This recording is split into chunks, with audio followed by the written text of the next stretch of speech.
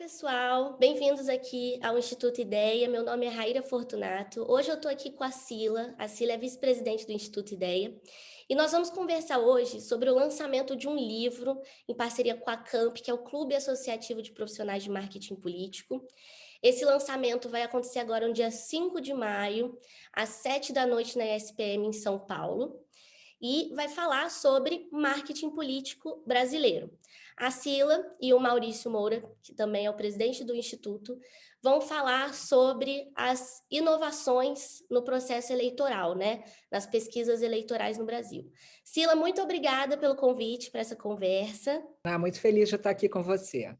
Bom, então, para falar um pouquinho do capítulo que vocês desenvolveram nesse livro, eu gostaria de iniciar com a introdução do capítulo, que vocês contextualizam um pouco dessa aproximação das ciências sociais com as ciências de dados, né? E como que isso acabou virando parte essencial na pesquisa de opinião pública e eleitoral. Vocês abordam um pouco também dessa contextualização no cenário estadunidense, com as eleições dos Estados Unidos, e aqui no Brasil também, desde a época e há décadas atrás, com a época de Getúlio Vargas e tudo mais. Eu gostaria que você contextualizasse um pouquinho para a gente como que funcionou essa junção das ciências de dados com as ciências sociais e por que isso se tornou importante no cenário eleitoral brasileiro.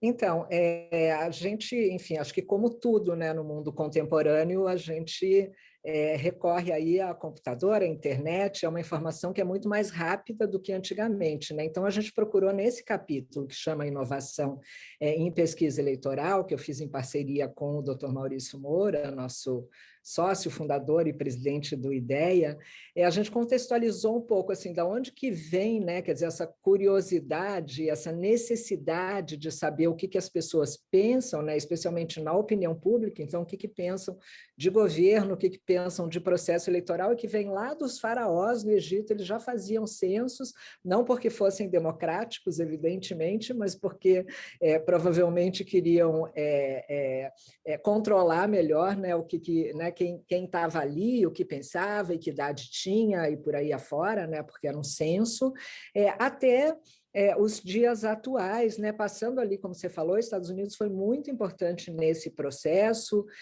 teve muito a ver com guerras, teve muito a ver com a ameaça de comunismo, teve muito a ver, né, com o governo querendo. Então, por exemplo, o primeiro computador público que existiu foi para isso e era de uso militar, né? Então era né, essa junção aí de controle com necessidade de informação, mas hoje a gente entende que a gente trabalha aí para a democracia, né? Quer dizer, a gente entender o que as pessoas pensam e repassar isso especialmente para os líderes, para os governantes, é muito importante, para que eles entendam quais são as necessidades das pessoas, o que está acontecendo, e aí que a gente faz as pesquisas de opinião pública, né? E a gente andou muito nisso, mas hoje a gente conta muito com a tecnologia para fazer isso, e a gente tem que, não é, sempre pensando como eu diria, e garantindo que não haja né, um uso indevido das informações, porque esse limite ele é bastante tênue, e acho que já ocorreram muitas discussões. Nós, no IDEA, nos preocupamos demais com esse tema, né, de não invadir, né, de ter uma transparência muito grande. Outros institutos sérios também aqui no Brasil e no mundo também fazem isso, né, da gente ter essa preocupação muito grande com a transparência, mas, ao mesmo tempo, lança a mão de toda a tecnologia que a gente pode, até para, né, o Maurício costuma dizer uma coisa que eu acho muito legal, ele fala: no futuro a gente nem vai precisar fazer pergunta, né, porque a gente já começa a saber muito sobre o público, sobre o eleitor, né, e quando a gente fala não fazer pergunta, não significa que a gente não tenha curiosidade, nem que a gente não queira saber, mas é porque a gente não quer mais perturbar as pessoas fazendo perguntas inúteis, perguntando a sua idade, onde você mora, etc. e tal, do seu gênero, porque eu já vou saber isso, né? Então, eu acho que é muito importante também a gente, né, e a gente trata nesse artigo, né, do livro, a gente respeitar o tempo das pessoas, respeitar a saúde das pessoas. Eu não quero ficar perturbando a pessoa, gastando o tempo dela fazendo perguntas que não são necessárias, né? Então, acho que a tecnologia também nos ajuda bastante nesse sentido. Com certeza. E vocês também abordaram um ponto muito interessante, que traz um pouco dessa análise histórica das propagandas publicitárias, né, do setor privado, e que também essa análise de dados começou a ser utilizado nas propagandas publicitárias no cenário político, né? Em que momento que assim, no sentido brasileiro, na política brasileira, essa análise de dados com meios tecnológicos começou a ser fortemente utilizado no cenário político, né? No marketing político. Teve muito a ver com o rádio, né, esse início do uso da pesquisa, né, o rádio era o principal veículo da época, né, e teve muito a ver, como eu falei ali, com a Segunda Guerra Mundial, enfim, Estados Unidos, o momento em que Estados Unidos, né, queria saber o que os brasileiros pensavam dentro de uma ótica mundial ali, então começa tendo um uso muito mais de propaganda mesmo, né, da publicidade para a propaganda. E daí para a opinião pública mesmo, né? A gente viveu aí, né? Quando tudo isso começou, era Getúlio Vargas, né? Quando começou mais fortemente, a gente vivia ali uma ditadura, e depois também eu considero que durante a época da ditadura militar também, né, havia censura, e, portanto, né, a pesquisa não foi feita de uma forma com liberdade, com ampla divulgação. Então, a gente ficou um pouquinho para trás, mas a gente recuperou isso aí nos últimos anos. Eu diria que a nossa pesquisa hoje é bastante avançada, a gente usa de tecnologia igual a outros países que já estavam adiantados nisso, né? A gente andou muito rápido, a gente aqui, Índia, outros países que são muito grandes, né? Então a gente serve até de benchmark, né? Por exemplo, em redes sociais, né? Por causa da amplitude do nosso público e mais o acesso, né? Hoje a celular, a computadores, a internet. Então, a gente anda rápido aqui no Brasil nesse sentido. Hoje a gente tem muitos institutos sérios trabalhando no Brasil, um apoiando o outro, né? A gente trabalha em associações aí, né? A gente estuda bastante.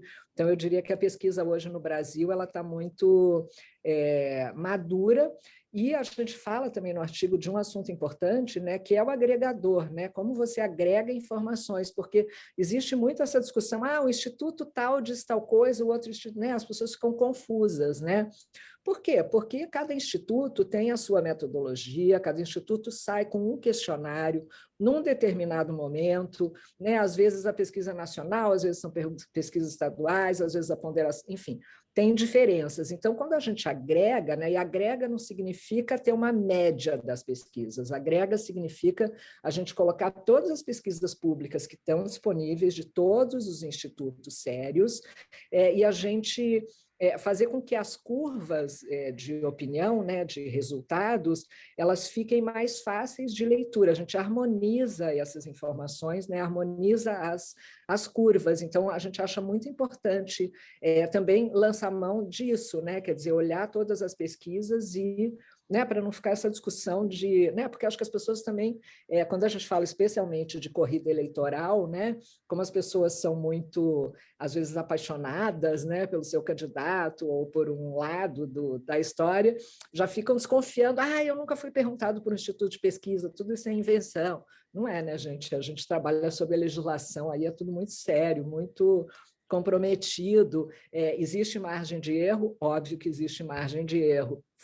Né? Pesquisa, a gente fala que a fotografia é o dia de hoje, né? Pesquisa não é bola de cristal, né? Eu não estou falando do que vai acontecer na eleição, eu estou falando, sim, né, o que está acontecendo hoje, mas o nosso objetivo é acertar, né? Porque o Instituto de Pesquisa não vai querer acertar, né? A não ser que ele esteja... né? Aí a gente não está falando de pesquisa séria, né? Nem vou entrar nessa questão. Então, a gente acha muito importante agregar não só essas informações que eu estou falando das informações públicas, mas agregar todo tipo de informação. E isso está no DNA do IDEA, né? A gente acredita fortemente nisso.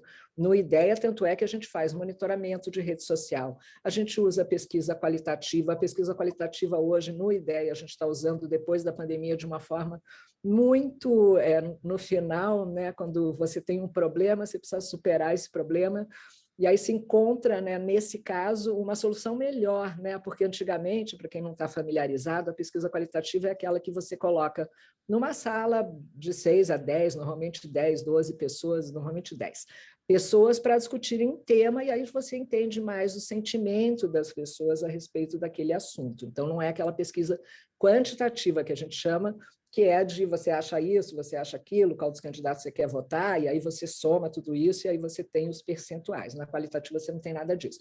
Mas antigamente a gente fazia pesquisa qualitativa numa cidade, porque a gente tinha uma sala física onde as pessoas vinham. Então, por exemplo, se eu queria entender o voto do sul do país, eu precisava fazer pesquisa em 6, 8 municípios dos 3 estados do sul. Aí eu tinha, né, claro que eu tinha resultados muito precisos e muito perto, né, usando toda a ciência, mas era localizado.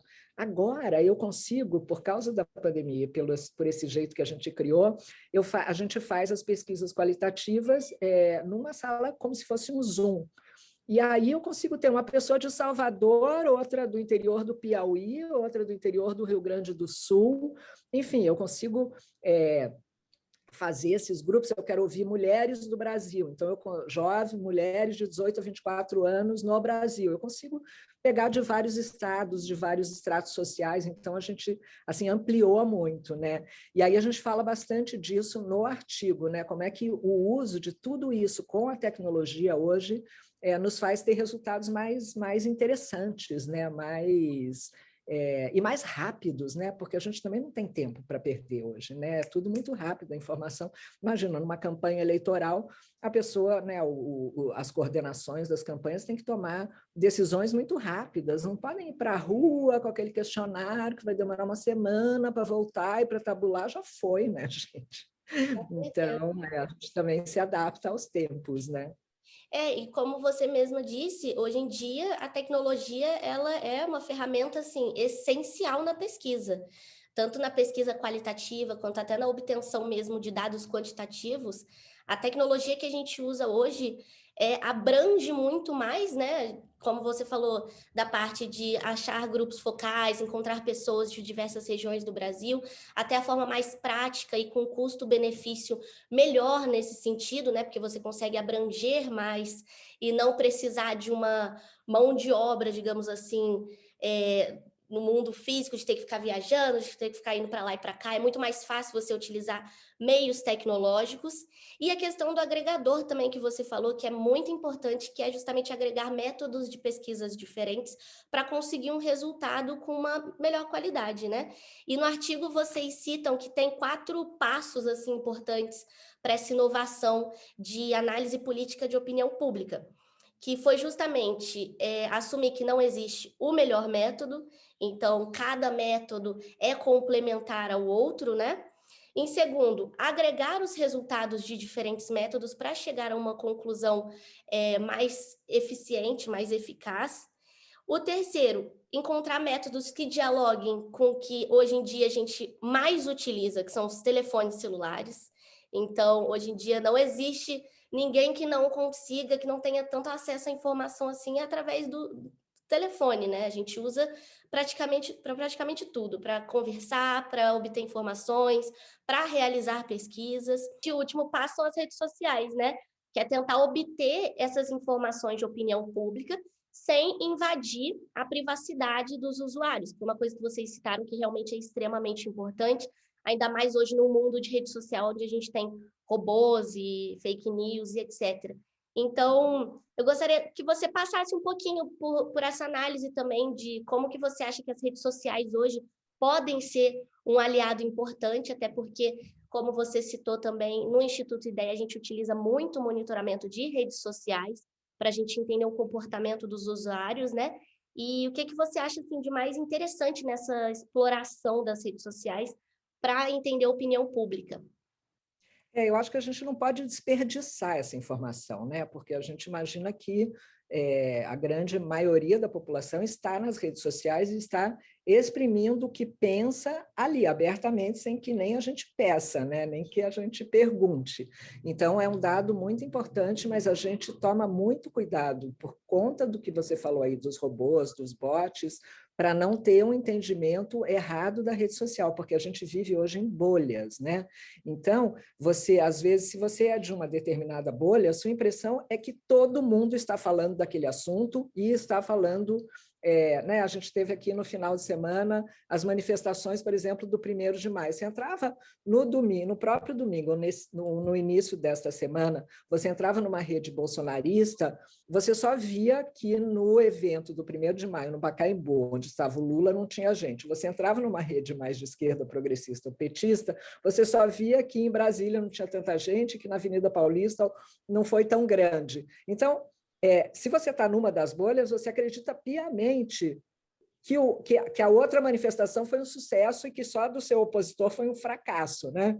Então, esses dados podem ser muito manipulados, não é? Então, a gente que faz o monitoramento tem que ter um entendimento do peso das coisas, tem que ter um entendimento de quem está, né? De entender o que é robô, o que é bot, o que é pessoa de verdade, o que está tendo repercussão para não cair nessa esparrela, porque é muito fácil você ter um entendimento hoje de alguma coisa que não é verdade. Eu não estou nem falando de fake news, eu estou falando de comportamento mesmo, a depender de onde você está. Então, por isso, esse nosso trabalho, ele também tem que ser com muita tecnologia, muito sério, com muita ciência política junto, né? Quer dizer, a gente tem que fazer uma leitura disso, e eu já participei de campanhas utilizando, né, o monitoramento, em que, às vezes, né, o candidato, a família do candidato, fala assim, todo mundo tem que responder esse negócio, porque não sei o que. Eu falo, não precisa responder, porque só está rolando aqui, né? O eleitor, em geral, não está sendo impactado por essa informação,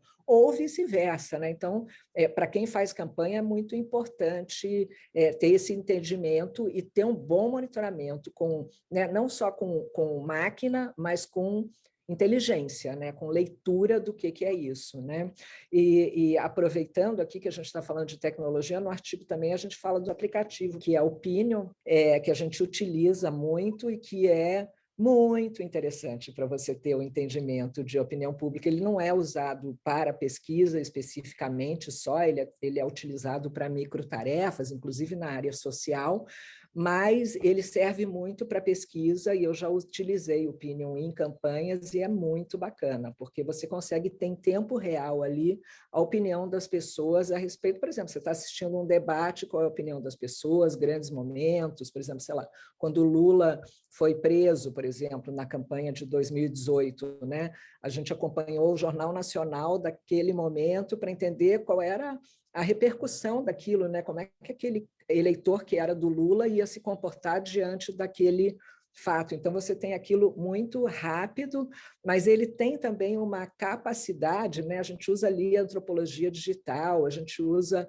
neurociência, a gente usa, enfim, das várias ciências para ter um entendimento também qualitativo, né? Então, eu posso, por exemplo, através do Opinion, fazer perguntas para as pessoas, elas têm um aplicativo ali, e eu pergunto alguma coisa, e eu já vi assim, pessoa responder assim, com toalha de banho na cabeça, no sofá de casa, me respondendo o que me traz um tipo de posicionamento que é muito rico, porque é um mix, a gente tem que usar tudo que a gente tem, porque hoje a informação é muito rápida. Eu sei que isso, né, é uma frase quase que né, óbvia, mas é mesmo, né? Então, sabe, em outras eleições, eu tô no mercado de eleição desde 1988, foi minha primeira campanha profissional em 1986, né, quando começou a redemocratização, eu já acompanhava as eleições como repórter, né, mas minha primeira campanha mesmo, coordenando campanha, foi em 1988. Então, imagina como tudo era muito mais devagar, né, a repercussão de um fato, né, a eleição de 1989, por exemplo, na reta final teve 2 eventos, né, que puderam mudar o fluxo de voto ali, né? Um foi aquela declaração sobre o aborto, né? No programa do Collor contra o Lula, e o outro foi a famosa edição do debate do Jornal Nacional e o próprio debate, não é? Eram 2 eventos na reta final. Hoje você tem, eu diria que centena de eventos na reta final, né? Com o poder de mudar o que o eleitor pode achar. Então, a gente tem que ser muito preciso ali quando a gente vai fazer a pesquisa, porque, né, quando fala de erros do Brexit, né, tem toda uma descredibilização das pesquisas de opinião pública, é porque na reta final ali acontecem, né? Então, a gente tem que ter o maior número de informação e cruzar e agregar para a gente realmente ter um entendimento do que está acontecendo, do que pode acontecer, né, e do porquê que as coisas aconteceram. Eu não confio só em ter uma pesquisa, né? Acho que não, esse tempo já passou e é disso que a gente fala no livro, e é isso que a gente acredita também. Acho que o nosso trabalho é muito marcado por isso no IDEA, né? Nessa área de opinião pública, muito marcado por isso. A gente já fala disso há muitos anos, né? Não é uma novidade, a gente só foi agregando mais tecnologia no nosso trabalho.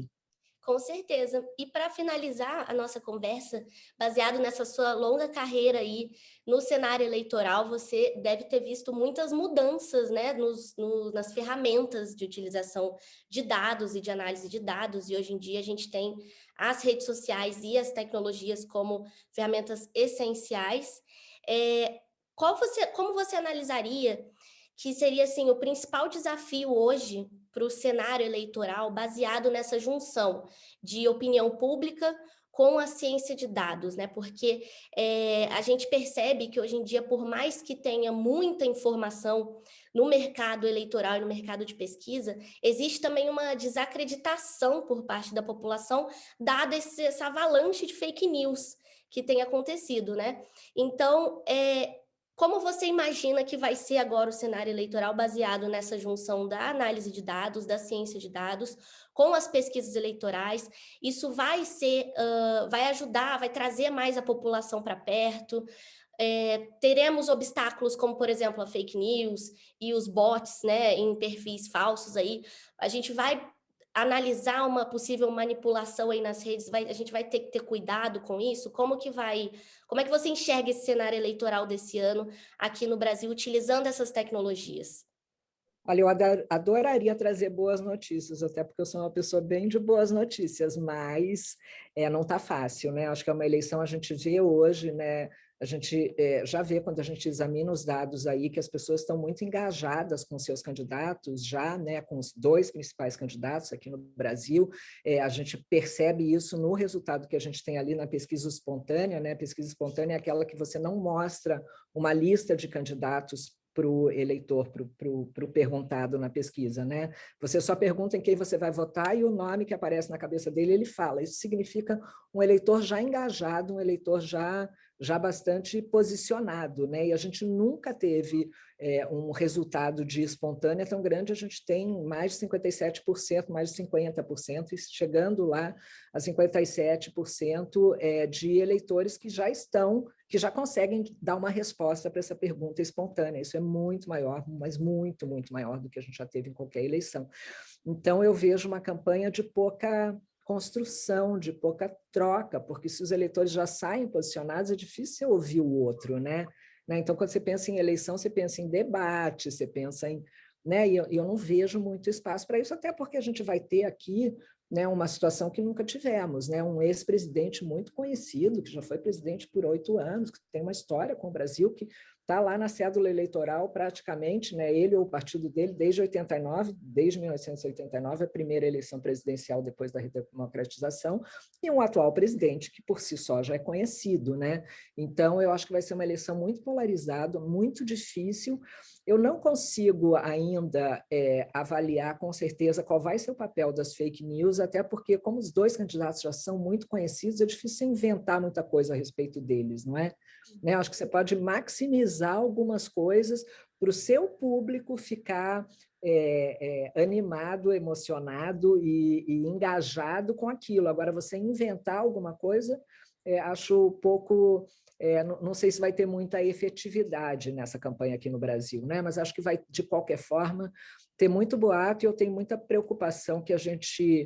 né? E aí você fala do nosso papel, né? E até eu queria falar depois, se você me permitir, um pouco do papel do Camp, desse livro, até com relação a isso. Acho que a gente que está envolvido nos processos eleitorais e políticos, a gente tem uma responsabilidade muito grande sempre, mas esse ano também de botar um pouco de água na fervura, de ter uma responsabilidade com o que a gente fala, com o que a gente divulga, com o que a gente, né, procura, porque os ânimos vão estar exaltados. Há hoje uma descrença no processo eleitoral no Brasil, que eu acho assim pena, né, uma coisa assim tão triste, né? Eu me lembro que, vou contar uma anedota aqui, eu me lembro que na eleição de 1996 para prefeito, foi exatamente a eleição Bush e Gore no Brasil, né, nos Estados Unidos, aliás. E eu fui para uma conferência de uma associação internacional em Washington acompanhar a eleição e eu tinha uma palestra para dar a respeito, enfim, dos resultados eleitorais no Brasil, que aqui para nós não interessava para ninguém, né? Quem que queria saber aquela altura de eleição para prefeito no Brasil? Mas ok, eu estava convidada, ia falar, né? E aí eu comecei a minha fala dizendo assim, olha, gente, essa semana a gente acabou, né? A gente teve eleição em 5.500 municípios no Brasil e 2 horas, 3 horas depois a gente já tinha todos os resultados sem nenhum tipo de dúvida. Eu fui aplaudida de pé, porque aquela eleição demorou muito tempo para descobrir quem ia ser o vencedor lá entre Bush e Gore, com todas as dificuldades ali do voto impresso e enfim, com todos os desafios, né, que o sistema americano tem e tinha também naquela época. Então, eu acho uma pena, porque desde 1996 que a gente tem a urna eletrônica aqui no Brasil sem um único fato enfim, de problema na eleição, né, de fraude.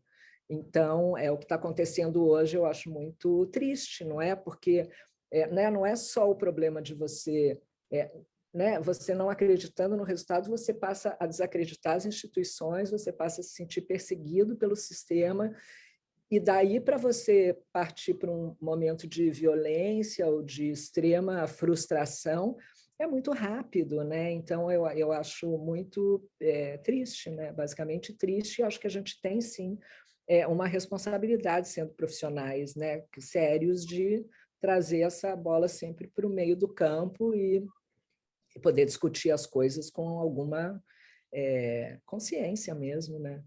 Consciência, né? Eu quis dizer consciência, mas consciência também combinou. Exatamente. Democratizar a informação, né? A gente conseguir alcançar mais pessoas com informações mais concretas, né? Exatamente isso. E o livro e o próprio CAMP, né? Eu sou vice-presidente de conhecimento e marketing do CAMP, que é uma associação que a gente criou há exatamente 4 anos. Essa semana faz 4 anos que a gente criou o CAMP. Era uma vontade minha há muito tempo e de alguns profissionais a gente ter, porque, como eu falei, eu participo de associações internacionais, americana, europeia e a própria internacional e a da América Latina, e o Brasil não tinha esse tipo de organização entre os profissionais dessa área do marketing político. Então, há uma falta muito grande de entendimento sobre o que a gente faz, os marqueteiros políticos. Aí estou com o meu chapéu marketing político aqui, não ideia, né? Mas é uma incompreensão e até uma falta de contribuição entre os profissionais, que eu achava muito, enfim, que a gente estava perdendo uma oportunidade, né? E o livro, ele vem suprir uma necessidade, eu diria, uma lacuna no mercado brasileiro, que a gente não tem nenhum livro organizado sobre marketing político aqui, né? A gente tem livros, claro, de profissionais, mas, sabe, o livro do profissional, em geral, ele conta a experiência do próprio profissional, né? Nas campanhas em que ele fez. Esse livro não, o livro do CAMP tem 50 autores, né? Os 50 capítulos com diversos autores, porque tem capítulos como o nosso, meu e do Maurício, que a gente assina junto, passa por todas as áreas do marketing político, né, desde estratégia, pesquisa, novas mídias, enfim, área digital, discurso, reputação, televisão, enfim. E cada um escreveu um artigo, né? Não é um livro, é uma coletânea de artigos sobre temas. Então, eu acho que ele vai ser um livro de referência, ele, inclusive é um livro de capa dura. Infelizmente, eu não estou com o livro aqui nesse momento, mas ele é um livro de capa dura, enfim, ele é realmente... E eu tenho livros ingleses e americanos que são assim, e que eu... Mesmo na época da internet, de vez em quando eu vou aqui atrás na minha biblioteca e pego um livro mesmo, porque é um livro de referência quando eu quero lembrar de alguma coisa ou pesquisar sobre algum assunto que eu vou ter que abordar nos meus trabalhos. Então, acho que vai ser, e acho que é uma contribuição para a democracia mesmo. A gente tem uma preocupação muito grande no campo com isso. A gente, por exemplo, colabora muito com o TSE na questão do combate das fake news. A gente tem uma preocupação muito grande, né, e mostrar a seriedade, né? A gente é parte do processo democrático, porque a gente faz a comunicação, a gente não é mago, a gente não é inventor de nada, existe a política acima de tudo, e os profissionais dessa área fazem comunicação, quer dizer, comunicam aquilo, né? Eu estou hoje muito mais ligada, né, por ser vice-presidente do IDEA, já há algum tempo eu estou muito mais ligada nessa área de pesquisa, de monitoramento, menos de comunicação mesmo, de execução da comunicação numa campanha, que foi alguma coisa que eu fiz durante muitos anos, mas tudo tem a ver com enfim, com o que a gente quer mesmo, né? A maioria dos profissionais, os profissionais que estão no camp, eu tenho convicção de que sim, de que a campanha seja, né? Acho que tem, às vezes, uma falta de compreensão mesmo quando tem os ataques, né? Não, as campanhas são sujas. Gente, é parte do processo também, não é? Quer dizer, é parte do processo. Acho que tem um limite, tem uma ética, e acho que os profissionais sérios sabem qual é esse limite, né? Eu entendo que as pessoas ficam realmente, às vezes, enfim, com raiva, ou, né, você está de um lado ou de outro, como é que pode botar isso, né? Às vezes eu também fico, né? Às vezes eu também acho que passou um pouquinho, né? E essas coisas são rediscutidas, mas o livro, então, ele já está nas livrarias, ele já está à venda na Amazon, e nas principais livrarias. A gente vai lançar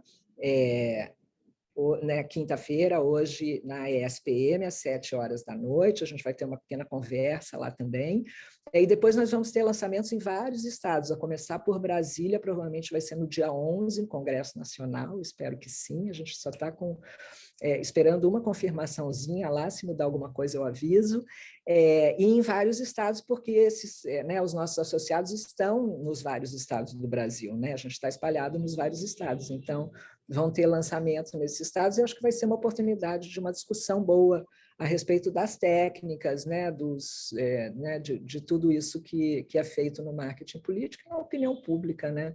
Acho que pode ser muito interessante, eu estou bem animada. Nossa, estamos todos muito animados, com certeza é uma contribuição literária muito importante para a ciência política no geral, né?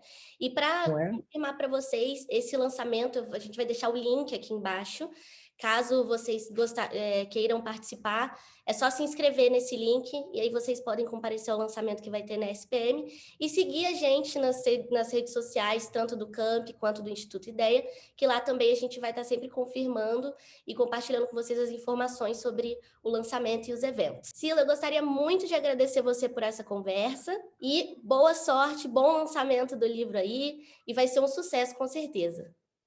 Obrigada, aproveito para deixar um abraço aqui para o presidente do Camp, que é o Bruno Hoffman, e para todo o GT, o grupo de trabalho que fez o livro, que organizou o livro, que foi sensacional, super profissional, e convidando vocês a lerem e a nos darem um feedback ali. Gostaria muito de saber o que vocês acham do livro, o que falta para uma nova edição. Já estou animada para frente, então gosto de feedback. Isso aí. Muito obrigada, Sila. Até a próxima. Obrigada a você. Até a próxima. Foi ótimo.